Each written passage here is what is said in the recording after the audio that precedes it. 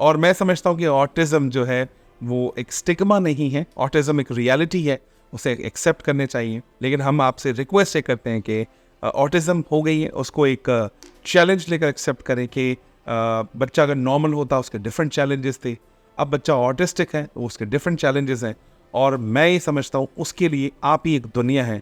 लेकिन अगर आप ही एक्सेप्ट नहीं करेंगी तो उसकी दुनिया में शायद कोई नहीं होगा। माँ सबसे ज़्यादा अच्छा अंडरस्टैंड कर सकती है। So doctor तायरा, thank you very much for lovely information. बहुत सारी चीज़ें आपने एक्सप्लेन की। ये वीडियो मैं हर उस माँ को भेजूंगा जिन्होंने मुझसे पहली बार कंसल्ट किया, और एक माँ से तो मैंने खुद पूछा आपका बच्चा ऑटिस्टिक है, कि ये तुमने कैसे बात कर दी। तो मैं उस माँ को भी कहूँगा कि शायद मेरे अल्फाज गलत थे, इंटेंशन गलत नहीं थे, इसका कोई ऐसा कोई मैं अल्फाज भी नहीं, अगर उर्दू में मैं समझ लूँ इसको क्या कहते हैं शायद मुझे नहीं पता, अगर आपके पास वो वर्ड वो बोल सकती हैं तो मैं कहूँगा ये ऑटिस्टिक नहीं है, डिफरेंटली एबल्ड बच्चा है। एक्सेप्ट करें, और जितनी कोशिशें काविशें आपके पास रिसोर्सेज हैं, और मैनेज करें इस बच्चे के हवाले से, बिकॉज कल जब ये बड़ा होगा और जो आपने कोशिशें काविशें की हैं, जो नॉर्मल बच्चा आपको रिटर्न करता है, ये बच्चा भी आपको return. Absolutely, thank you very much for lovely session. इंशाल्लाह हम आपको मजीद टॉपिक्स बताएंगे, आप टॉपिक्स निकालें और आपको कहेंगे कि इस प्लेटफॉर्म पे आके लोगों की मदद।